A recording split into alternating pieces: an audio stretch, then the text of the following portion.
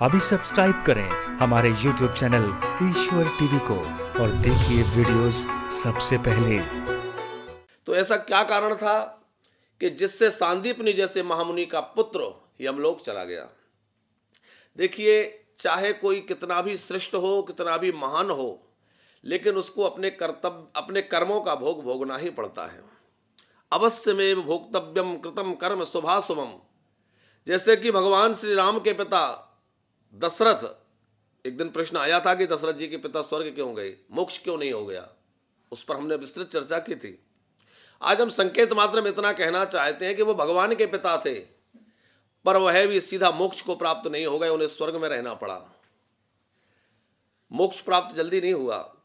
तो हमारे कर्तव्य कर्मों का जो भोग है, हमने जो शुभ और अशुभ कर्म किए हैं, उनका फल हमें भोगना ही पड़ता है।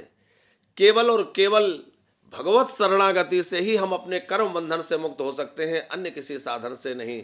हम चाहे जितना प्रयत्न कर लें, पर हमारे द्वारा किए गए शुभ और अशुभ कर्म जो हैं, उनका फल हमें भोगना ही होता है।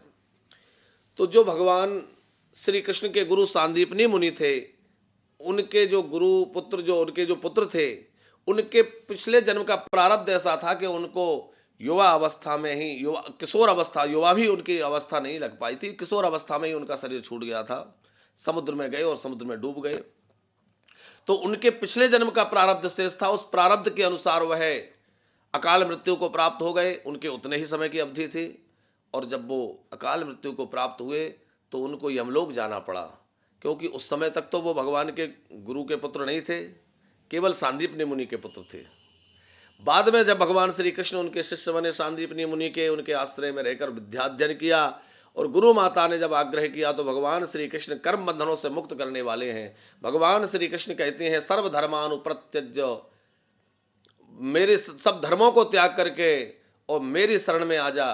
तो जब सब धर्मों को छोड़कर कोई उनका आश्रय ले लेता है तो भगवान उसको कर्म बंधन से मुक्त कर देते हैं। भगवान ने गुरु माँ के आग्रह पर उस बालक को कर्म बंधन से मुक्त करके यमराज के यहाँ से छुड़ा लिया, और उसको गुरु माँ को दर्शन कराया, और उसके बाद उस बालक का मोक्ष प्राप्त हो गया।